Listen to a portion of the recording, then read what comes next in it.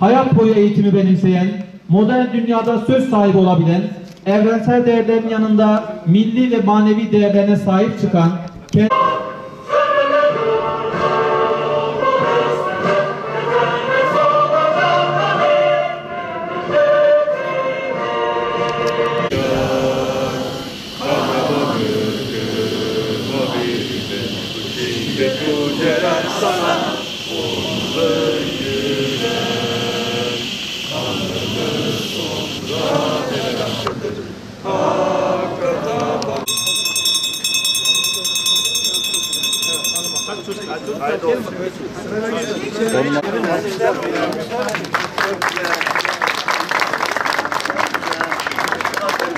tüm dünyayı etkisi altına alan salgın nedeniyle uzak kaldığımız okullarımıza tekrar kavuşmanın mutluluğunu yaşamaktayız.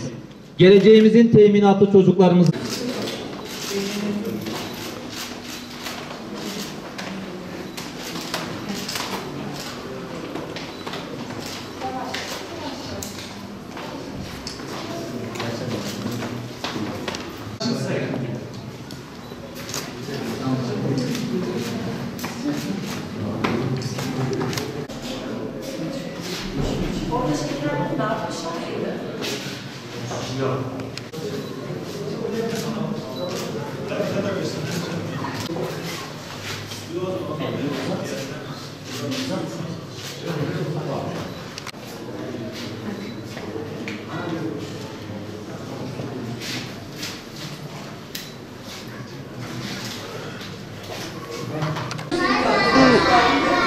Ben okula başladım.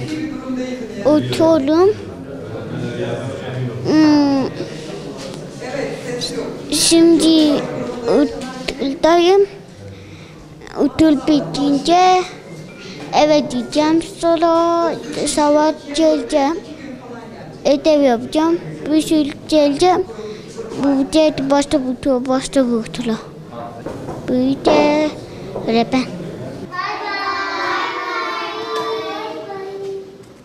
Tüm Türkiye'de olduğu gibi Van'da da bugün 2020-2021 eğitim ve öğretim yılına başladık. Bugün ana sınıfları ve birinci sınıflar eğitim ve öğretime başladı. Van genelinde bugün 20.600 kişi ana sınıflarında eğitime başladı. 26.700 kişi de birinci sınıfta eğitim öğretime başladılar. Bugün işte 5 ders üzerinden yarım saatlik dersler şeklinde eğitim yapılacak.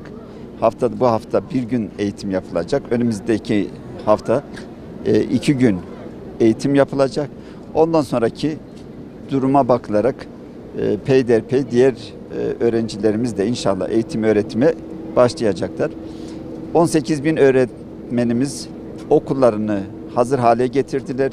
Bu okulumuzda gördüğünüz hazırlıkların tümü diğer okullarda da hem hijyen açısından hem sosyal mesafe açısından gerekli işaretlemeler yapıldı. Ben bu öğretmenlerimizi, yöneticilerimizi hepsini tebrik ediyorum. Teşekkür ediyorum kendilerine. Eğitim öğretim yılının işte ilimiz için, ülkemiz için hayırlara vesile olmasını diliyorum. Ve okullarımızda görev yapan tüm arkadaşlarımıza teşekkür ediyorum.